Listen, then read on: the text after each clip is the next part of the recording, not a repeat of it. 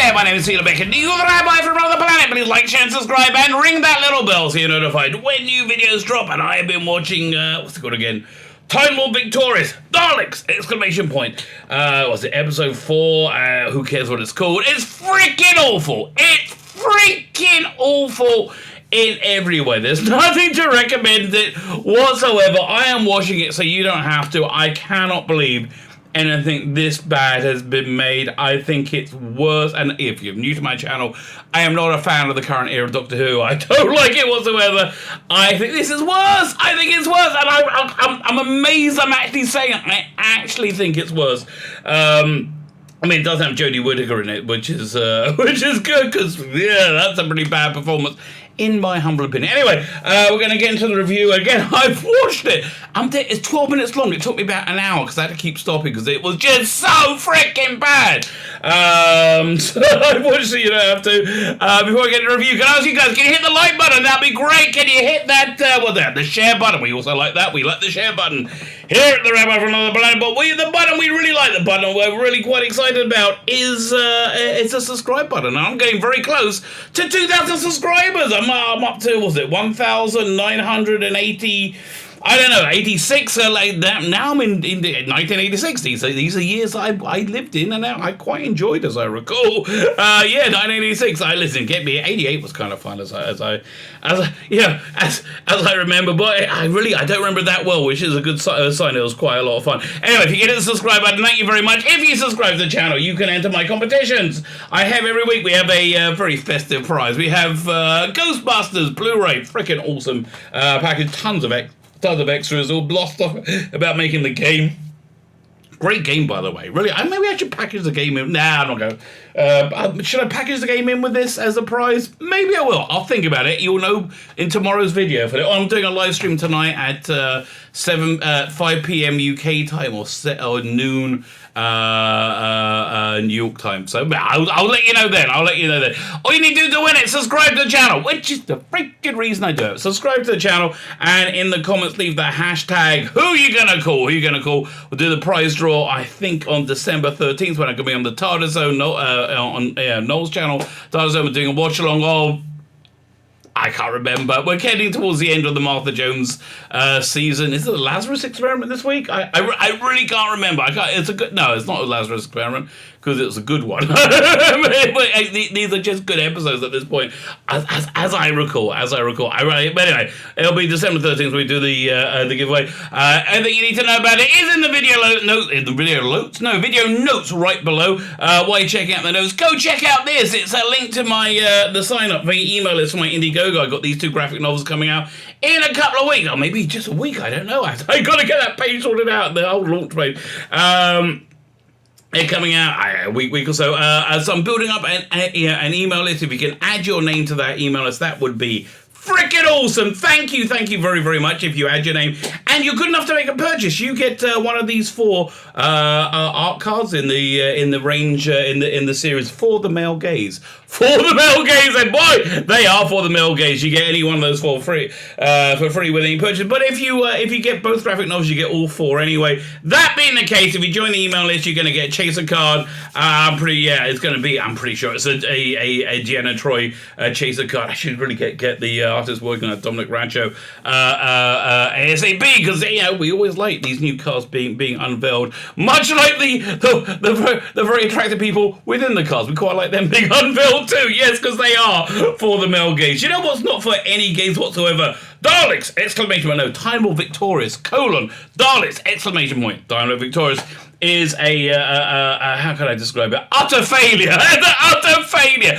What happened was the Doctor Who. There's this show called Doctor Who, started in 1963. Not a bad little show. I recommend it. Now, by about 66, the guy who played Doctor Who, William Hartnell, not in the best of health. He was quite a bit into his cigarettes and his his booze. Yeah, he really quite that a lot, and so he was dying. So they had to really, and he couldn't remember his lines.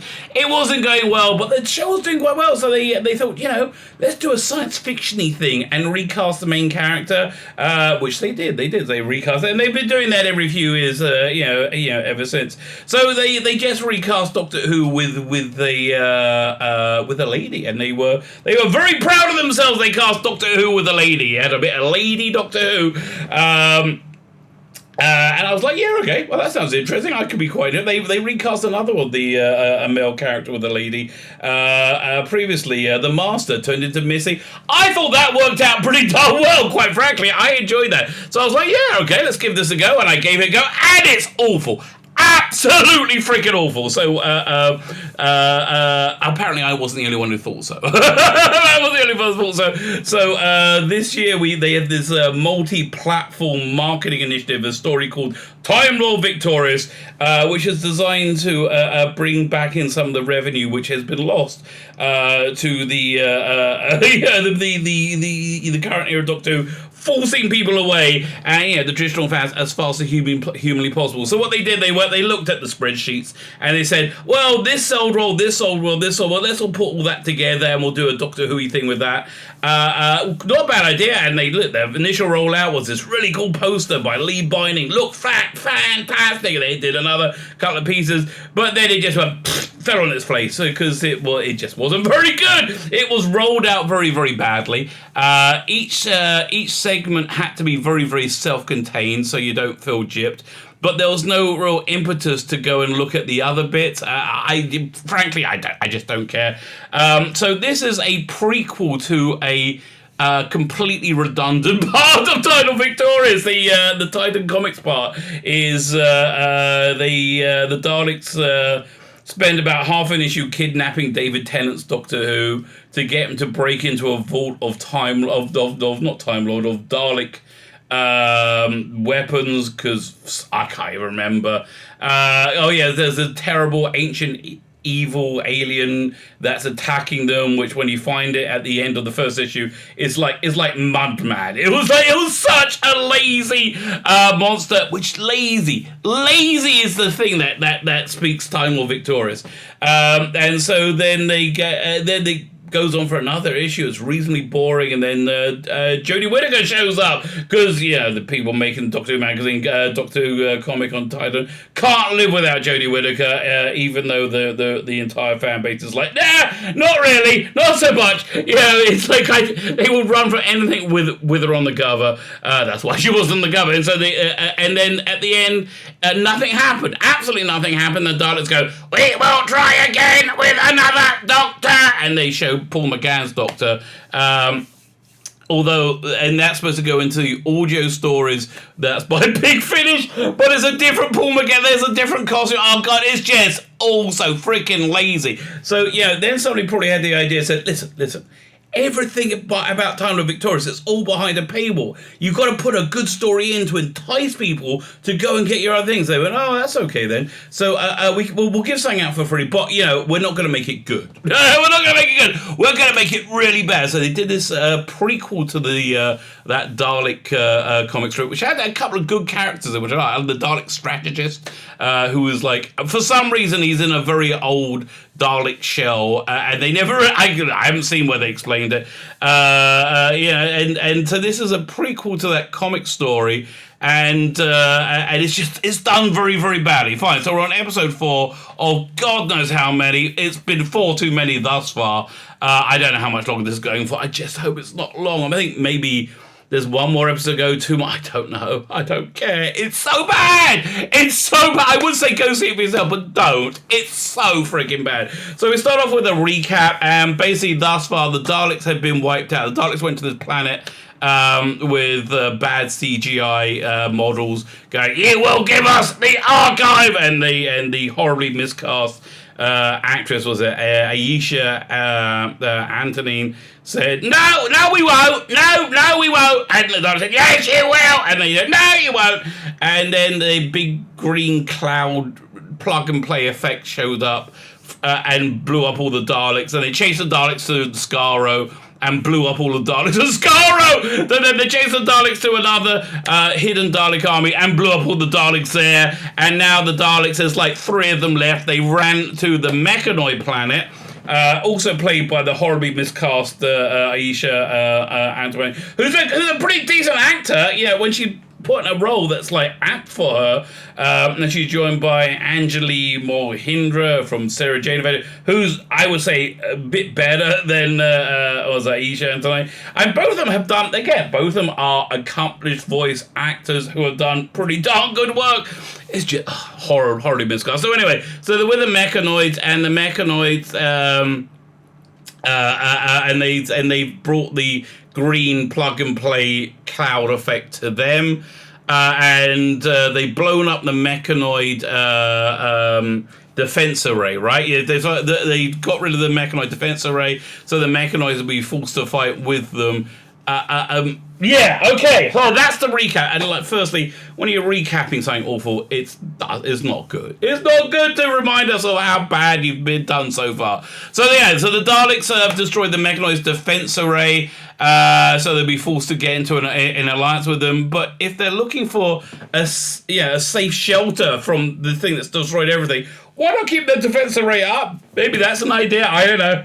But it's one of the many questions you're going to have from this episode, which, again, 12 minutes of utter dross that doesn't make any sense. So so they led the green cloud to the Mechanoids, and the chief Mechanoid goes, "Why did you do this?" And the Emperor goes, "Because if you're superior, you'll find a way of stopping them." But the Daleks don't believe anyone's superior to the Daleks, so okay, well, I'm not sure what's going on with that. Maybe if they had a little bit more time to devise some kind of defense, say, if you hadn't blown up their defense grid or the defense rail, disabled it, they might have stood a better chance of coming up with something. But no. The great strategists of the Daleks didn't think of that, apparently. So all the Mechanoids launch in formation to fight the plug-and-play green cloud effect. And again, it's just, Aisha, was it Antoine and Anjali Mohindra, just horribly miscast, because they don't sound like ethereal aliens or like computer voices. They sound very housing estate. Anjali Mohindra is slightly better. I would say slightly better as a Dalek scientist. Yeah, she's slightly better. But this, I don't know. Again, listen, if you want to use a Big Finish actress, which I think both of them are. Yeah, Anthony was in the Bernie Summerfield, a few of those box sets, and Anjali Mohindra is just in everything now, as well as Sarah Jane Adventures, right? But if you want to use a Big Finish actress, why not use Lisa Greenwood, right? Lisa Greenwood does the voice of the computer on Legends of Tomorrow. So at least she has some rough idea of how to sound a bit, I don't know, computery, has a little bit experiences. And again, I'm not ranking on the actresses. They've just been horribly miscast. I don't think Samuel Jackson would do well, great actor though he is, if he was cast as the Queen. Just some people fit roles better than others, and these people just do not fit the roles. So my horrible guess is Lisa Greenwood is afflicted by being a little bit too white. A little bit too white to get the job. Because this is being made by the incredibly diverse and inclusive, which actually means deeply racist BBC, right? So so then we had to get these two actors in. Now, the argument is often made that white men have dominated Western culture, pop culture, for the past, 100 years. Well, yeah, okay, fair enough. Honestly, white men kind of made up the majority of it. Whatever, let's not get into, logic and reason, when you can blame racism. So, the argument's made because we've had white men and everything, and those things up until now. Maybe they should give them a rest and use anybody else, which, of course, is a moronic argument made by morons, right? Moronic argument made by morons. You hire the right person who fits the role the best, not the person that makes a teeny tiny clump of predominantly, almost entirely white, whining, hand-wringing, and deeply ignorant piss babies that live on Twitter feel good about themselves. But, you know, the problem is the BBC is predominantly controlled by the self-same white, whining, hand-wringing, deeply ignorant piss babies that live on Twitter. They're pretty controlled by them and have thus alienated most of the bloody country. Because I just unbelievably how much they've alienated the country. Now, if you don't think the BBC is predominantly controlled by white, whining, hand-wringing, and deeply ignorant piss babies that live on Twitter, let's take a look at a couple of stills from the upcoming festive season, the upcoming Christmas period. We have this little this little Jim here. Vicar Dibley, kind of a nice, little sitcom. Dawn French, and aging white, hand-wringing liberal piss baby, really wants to show how she's not a racist. She's so not racist, so she supports a racist organisation. I mean, listen. A famous group that only said one specific type of lives matter. Let's call them the German lives matter. German lives matter. They were quite popular in the 1930s in Germany. German lives matter. And they didn't like people like me, people of Jewish descent, because they thought our DNA was being intermingled with their clean Aryan DNA, and their lives mattered more than anybody else's. Right? Their lives mattered. And they had to, and I'm telling you, everybody who voted for those naughty National Socialists in Germany felt exactly as good about themselves as this idiot right here. Felt exactly as good about themselves, and I think supported a roughly equally racist movement. So you got that bit of insanely annoying preaching that's going on. Yeah, thank you, Dawn French. Thank you for telling us all that. Because honestly, Dawn, darling. I think you're hard pressed. I genuinely do. I think you're hard pressed to find somebody who says Black lives don't matter, right? I think and if anybody does that, they're probably a weirdo, right? You don't need to preach this to us or take a knee or take a stance with, again, a fundamentally racist organisation. So we've got that bit of preaching nonsense going on, and we got, tying into, I think, roughly the same thing, Doctor Who's bit of preaching nonsense going on, where we see the police aligned with the Daleks, because, the abbreviation people use quite freely now, who are, the white, whining, hand-wringing liberals that live on piss babies that live on Twitter. They've been using this thing called ACB, that all cops are the mummies and daddies weren't married. And just to tie it off, we also have the Daleks outside number 10 Downing Street. I'm taking a guess. I'm going to take a guess. If there was a left-wing government in number 10 Downing Street, the Daleks wouldn't be so aligned with them, would they? That's my guess. Because once again, let's be clear. The BBC is predominantly controlled by white, whining, hand-wringing, deeply ignorant piss babies that live on Twitter, right? So that's the people making this garbage, which is utter garbage. So anyway, back to Daleks, and honestly, talking about anything else is better than talking about Daleks! Exclamation point.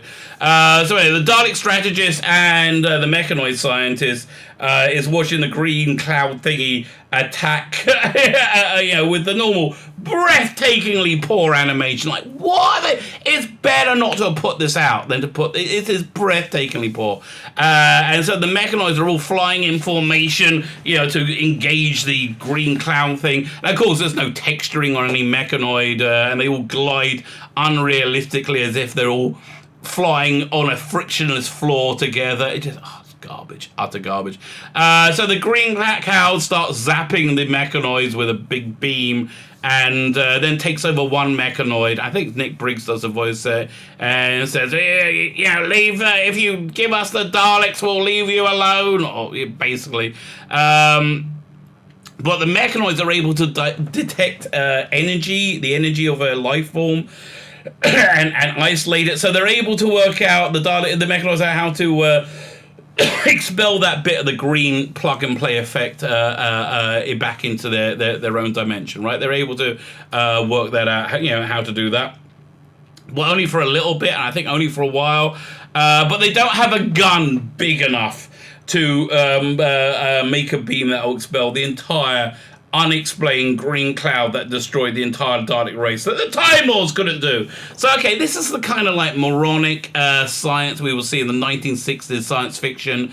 It's not incongruous at all. This feels like similar. If you ever heard the Big Finish adaptation, or if you were lucky enough to see it, one of the Dalek stage plays in the 1960s, they had the whole thing with iron filings using for some reason.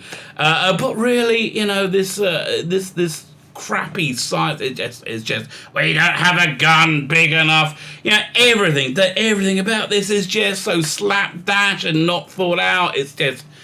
It reeks of nobody caring.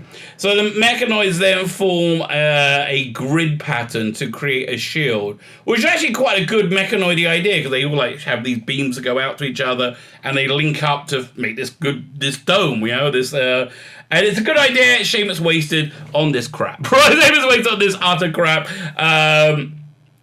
Then they even screw that up, right? They even screw that up because at first they were kind of cool. The mechanoids look like they're forming this big pattern to like beams to like defend, but then the green cloud effect turns into like a green storm effect. They must have gone and bought another plug and play effect, and it starts going over the showering over the dome, the protection dome the mechanoids are making, and then you see the dome, the grid start to fail, but the mechanoids aren't connected to the beams. They're just flying next to where all the beams intersect for some reason. Maybe it's just the shoddy animation, right? Maybe it's just a shoddy animation not selling the idea properly. I really don't know. So the Emperor Dalek is like, I must be protected! So maybe, if you must be protected, maybe you shouldn't have had the main protection, the defense grid, taken out for some unknown reason. The green cloud, as I said, has become this rainstorm, and it's blowing up mechanoids now, and the chief mechanoid is like, when all the mechanoids get destroyed, the dome is killed, the mechanoids go. So then the mechanoids go inside and leave the Dalek outside, saying, you're on your own now. Yeah, that's it. Why didn't they just say that before? Why didn't they just give the Dalek Emperor over to the green cloud thing that wants it for some reason that we have no idea what it is? Why don't they just give it to him rather than have a bunch of mechanoids killed if they clearly don't like the Daleks very much, right? So the Emperor Dalek is now apparently the last Dalek alive, right? The last Dalek, apart from the Strategist, which is actually a pretty interesting character. The Strategist is in a very ancient shell, and there's some animosity going on. We really don't know, but again, it's just wasted on this Drosser. I feel kind of bad about it because it's good. I feel bad when good ideas get wasted. And so we're left with the Emperor, and he starts shooting wildly into the air to kill this cloud that destroyed the entire Skaro somehow. I don't know. Maybe it's supposed to be true. I really don't know. And the Emperor's having its ass handed to it big time because the green energy thing keeps zapping it with big green beams, and the Dalek and the Emperor's like, ah! And it bits ah! He's nearly destroyed, right? He's getting down there. But it's just kind of so stupid. This is a planet-size energy cloud, and it's just like flicking the Emperor Dalek with these tiny beams. It could just wipe it out in a second, right? It did wipe out all the other Daleks in a second. It could wipe it out in a second. But the Emperor keeps surviving the beams being blasted at it. And it kind of reminds me of that Star Wars game I played once, where your lightsaber kind of worked like a club, and you had to get to go, brr, brr, brr, get to go beat your bad guy with it till it'll finally die. Like, no, it's going to make it like the game. Make the game like the thing that I bought it for. Okay, no, but they had to do that to make the gameplay work. Otherwise, it wouldn't work. Same here. They had to have the Dalek not be zapped instantly because so they could have a story. But it's just kind of stupid, right? It's just kind of stupid. The Emperor Dalek's about to die. He's about to go out, and the strategist and the mechanoid scientists have worked out. They both had the idea a little bit earlier, but they didn't tell you what the idea was. to somehow reactivate the defense grid and turn it into a gun, a beam emitter, to zap the big green energy cloud and send it back to where it came from, the dimension it came from. We really don't know anything about it. And so, yeah, and I'm like, oh God, is this Dross over? Is this Dross over? How many more episodes that have to go? I think it's 1 or 2. I don't know. It's too many. Whatever it is, it's too many. I wish I was making this up. It's really painful. It's really painful. So anyway, so the entity is now defeated, sent back, and the mechanoids say to the Emperor, you can go back to Skaro, which has been destroyed. Why is it going to go there? I don't know. But you could run, but we're just going to come after you and destroy you and wipe out the Daleks. So why not do it there? Why not do it there and then, right? Wouldn't that make sense? But no, nothing makes sense. Something that really does make sense is this is written by James Goss, right? Who's actually a writer with a really good pedigree. He's written lots of good stuff before. How did this garbage get made? I don't understand. I don't understand how it gets made and how they can put it out with it being this incredibly bad. And it is incredibly bad. I mean, I wish I was underselling how bad it, but I'm not. I'm not underselling it. It is freaking awful. It's freaking awful. But you know what's freaking great? You know what's absolutely great, marvelous? My Indiegogo. Go and join your name to the email. Not your name, your email address. You can give me your name as well. I would like your name too. But your email address. I think that's what I really. Add your email address to the sign up list. That'd be fan-dabby. Double dozy. The link is right there in the notes. So there you go. I watched Daleks. I think there's only 1 or 2 episodes going. Please, only 1 or 2 more episodes. It's awful. But it's Back as the Rabbi from another planet. But like, share, subscribe, and ring the little bell so you're notified when new videos drop.